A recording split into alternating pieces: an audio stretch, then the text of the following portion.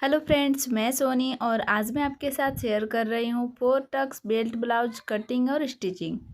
अगर आप इस वीडियो को एंड तक देख लेते हैं तो परफेक्ट तरीके से 4 टक्स ब्लाउज की कटिंग करना सीख जाएंगे। तो जैसे कि ये ब्लाउज मैं 38 साइज में बताने वाली हूँ। अगर आप इस वीडियो को एंड तक देख लेते हैं तो किसी भी साइज में ब्लाउज की कटिंग कर सकते हैं।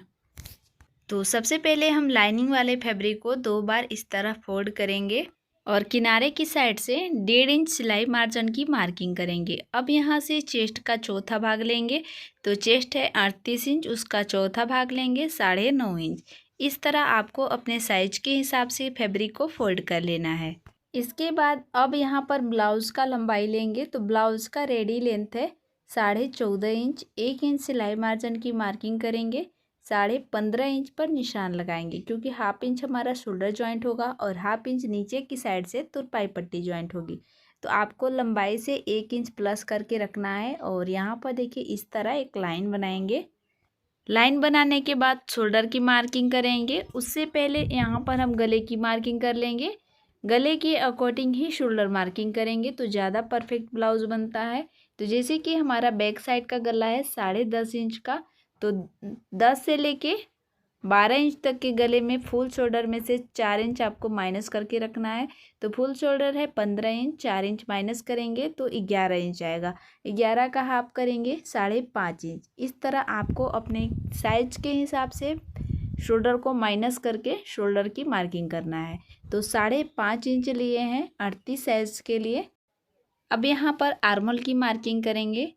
तो आर्मोल मार्किंग करेंगे 6.5 इंच और यहाँ से भी देखिए 5.5 इंच पर मार्किंग करके इसको मिला लेंगे और इस तरह यहाँ पर एक लाइन बनाएंगे। अगर आप शॉर्ट नेक बनाते हैं, जैसे 5, 5.5, 6 इंच का गला बनाते हैं, तो उसमें आपको शोल्डर किस तरीके से रखना है पिछले कई वीडियो में मैंने बताई है। अगर आपने नहीं देखी है तो हमारे चैनल पेज से जा कर के 4 टक्स बेल्ट ब्लाउज की कटिंग सीख सकते हैं।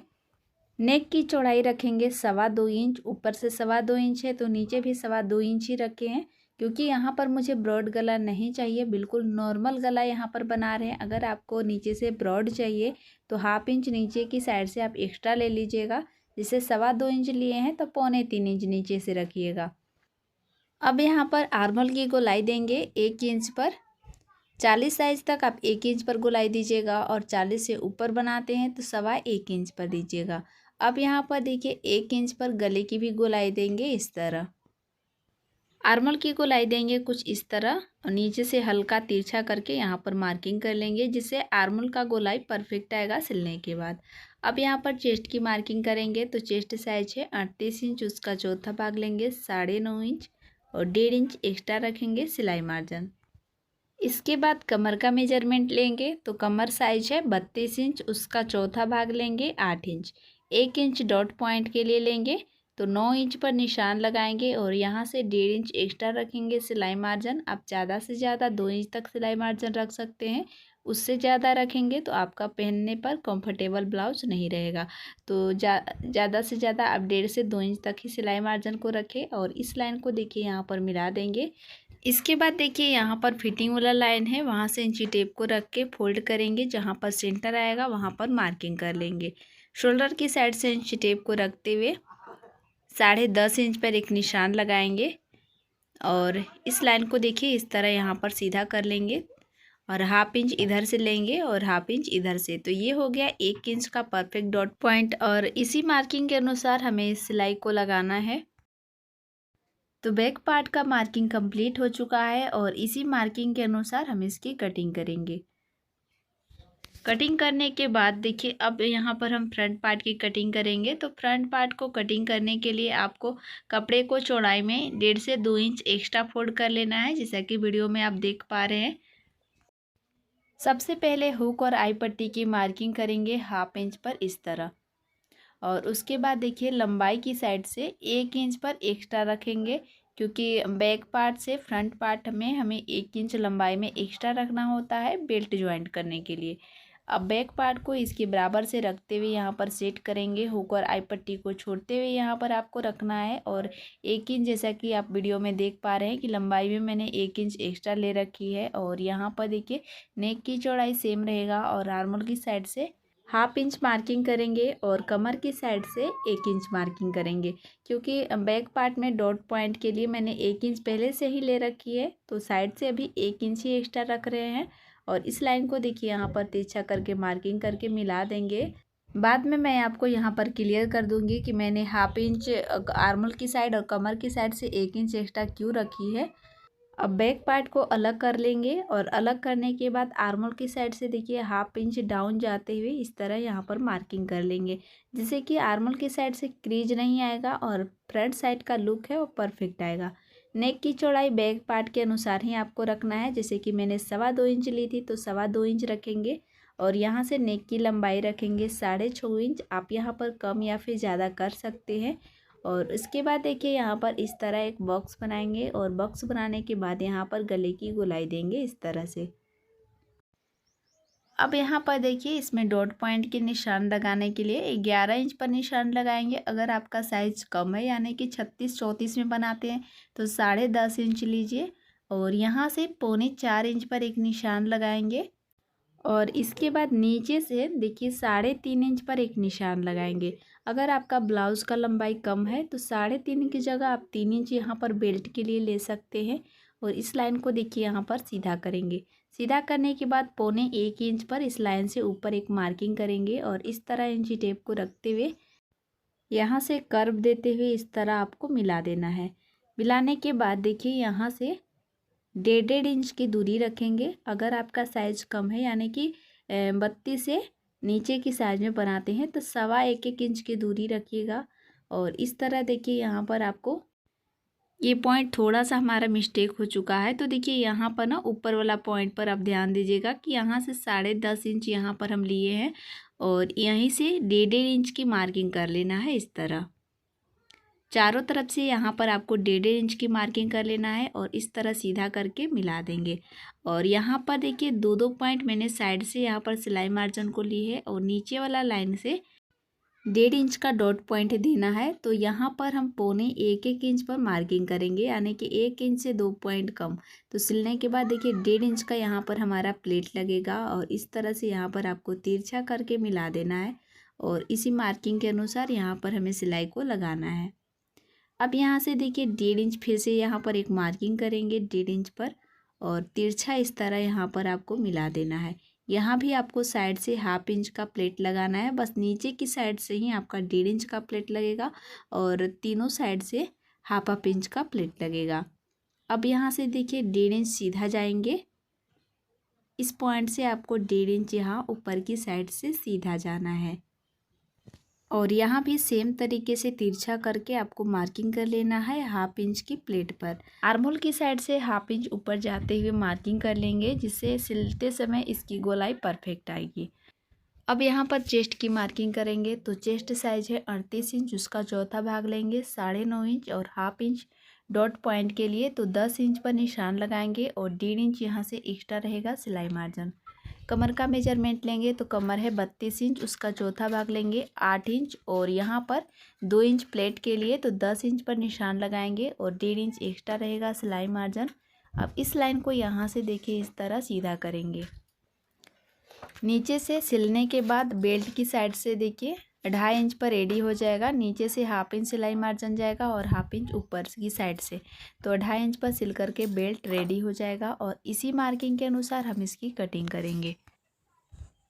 हुक और आई पट्टी की साइड से जॉइंट है तो इसको भी यहाँ पर कटिंग करके अलग कर लेंगे और बेल्ट की साइड से देखिए यहाँ पर 1.5 इंच कम कर लेंगे, क्योंकि यहाँ पर हमारा प्लेट लगेगा 1.5 इंच का, तो बेल्ट हमारा 1.5 इंच एक्स्ट्रा हो जाएगा। तो 1.5 इंच बेल्ट कटिंग करके निकाल लेंगे और सिलने के बाद देखिए बेल्ट आपका एकदम परफेक्ट बैठ जाएगा।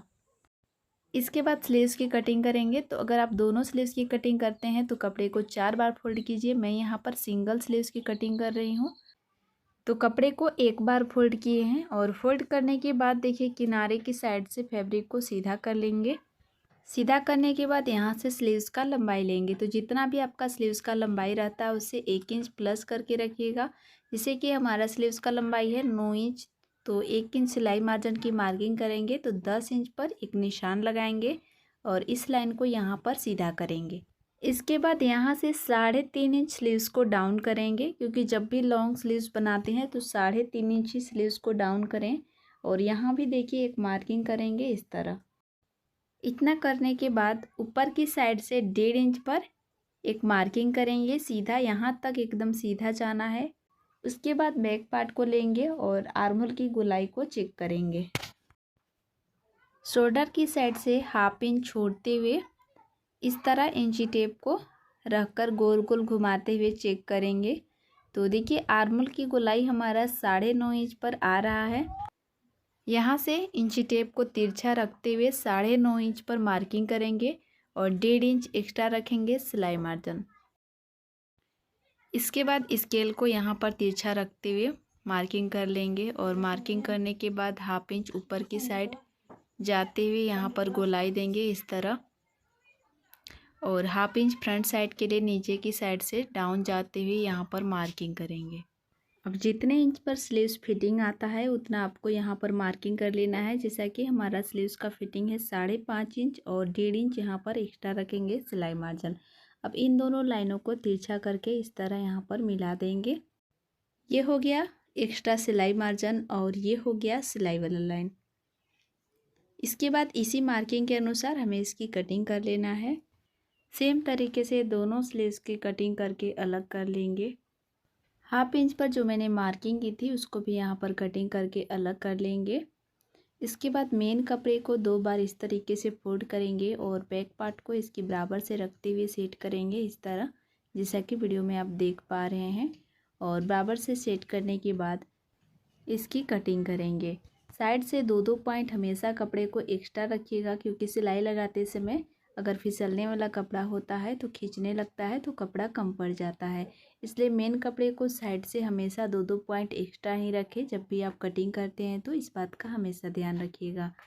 सारे पार्ट को इसी तरीके से कटिंग करके अलग कर लेंगे। और मैंने आपको बहुत ही इजी तरीके से समझाने की पूरी कोशिश की है। अगर आपको मेरी वीडियो से कोई भी हेल्प मिलती है तो हमारे वीडियो को लाइक करके चैनल को सब्सक्राइब जरूर से कीजिएगा, इसी तरह का हेल्पफुल वीडियो देखने के लिए। तो सारे पार्ट की कटिंग मैंने यहाँ पर कर ली है, जैसा कि वीडियो में आप देख पा रहे हैं। इसके बाद अब हम इसकी स्टिचिंग करेंगे। तो किसी एक पल्ले को यहाँ पर लेंगे और अस्तर और मेन कपड़े को बराबर करते हुए इसके चारों तरफ से सिलाई लगा करके इसको रेडी करेंगे।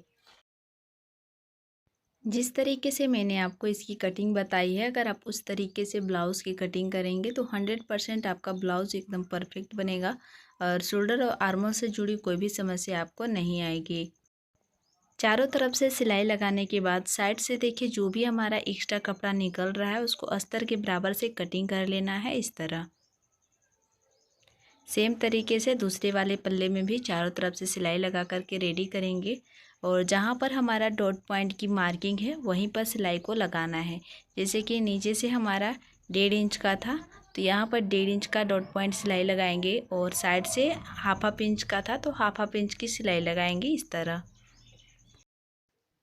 यहाँ पर आपको ज़्यादा कुछ करना नहीं है, जैसे कि मैंने पहले ही आपको बता दी थी कि बस हमें इतना ही सिलाई को लगाना है। तो जितना पर आपका मार्किंग किया हुआ है उसी के अनुसार बस सिलाई को लगाते जाइए। सेम तरीके से दूसरे वाले पल्ले को भी सिल करके रेडी करेंगे।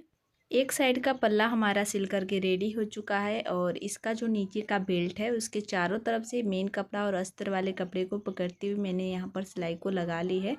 और जिधर से तिरछा है तिरछा को देखिए ऊपर की साइड से रखेंगे और दोनों पार्ट को बराबर करते हुए 1/2 इंच दबाते हुए यहाँ पर सिलाई को इस तरह लगाते जाना है। तो बेल्ट हमारा सिल चुका है और सेम तरीके से मैंने दूसरे वाले साइड में भी बेल्ट को सिलाई लगा करके रेडी कर ली है। और इसके बाद अब यहाँ पर हम हुक और आई पट्टी ज्वाइंट करेंगे। तो 2 पीसेस मैंने अस्तर और मेन वाले कपड़े की कटिंग की हुई है। एक हमारा मेन कपड़ा है और अस्तर दोनों है। एक हमारा है सिर्फ अस्तर वाला कपड़ा, 3 इंच चौड़ाई है और एक का 2 इंच चौड़ाई है। तो यहाँ पर आप देख सकते हैं कि जो 2 इंच चौड़ाई का है वो इसके साथ ज्वाइंट करेंगे और 3 इंच चौड़ाई का जो पीस है यहाँ पर हम इसके साथ ज्वाइंट करेंगे। तो अंदर की साइड से इसको रखेंगे सीधा उल्टा, यहाँ पर आपको ध्यान देते हुए रखना है और किनारे की साइड से 1/2 इंच दबाते हुए सिलाई को लगाते जाएंगे। सिलाई लगाने के बाद इस पट्टी को इस तरह सीधा करेंगे और सीधा करने के बाद देखिए 1/2 इंच पर इस तरीके से सिंगल फोल्ड करेंगे। उसके बाद इसके ऊपर डबल फोल्ड करेंगे। 1 इंच की चौड़ाई में यहाँ पर आपको फोल्ड कर लेना है और जहाँ पर आपका सिलाई लगा हुआ है वहीं से फोल्ड करते हुए सिलाई को फिर से यहाँ पर लगाना है। यानी कि जहाँ पर मैंने सिलाई लगाई है उसी सिलाई के ऊपर पट्टी को फोल्ड करके फिर से सिलाई को लगाते जाना है। इसके बाद इस पट्टी के ऊपर फिर से एक सिलाई लगाएंगे। तो एक साइड का हमारा आई पट्टी रेडी हो चुका है। जैसे कि यहाँ पर आप देख रहे हैं कि नीचे से एक्स्ट्रा हो रहा है, तो यहाँ पर आपको कटिंग करके बराबर कर लेना है। उसके बाद अब यहाँ पर हम दूसरे साइड पट्टी को ज्वाइंट करेंगे। तो जो हमारा कॉटन फैब्रिक है सिंगल, उसको यहाँ पर रखते हुए ऊपर की साइड से यानी कि सीधी साइड से रखेंगे और 1/2 इंच दबाते हुए सिलाई को लगाते जाएंगे। सिंगल सिलाई लगाने के बाद अब इस पट्टी को सीधा करेंगे और सीधा करने के बाद अंदर वाले सिलाई मार्जिन को इस पट्टी के नीचे दबाते हुए फिर से एक सिलाई लगाएंगे इस तरह, जिससे कि सिलाई आपका खुलेगा नहीं। सिलाई लगाने के बाद पट्टी को 1/2 इंच पर फोल्ड करेंगे। 1 इंच चौड़ाई देखिए बाहर की साइड से रहेगा और उसके ऊपर से फिर से एक सिलाई लगाएंगे। सिलाई लगाने के बाद देखिए यहाँ पर अब अंदर की साइड से पट्टी को फोल्ड करेंगे और फिनिशिंग की सिलाई लगाएंगे।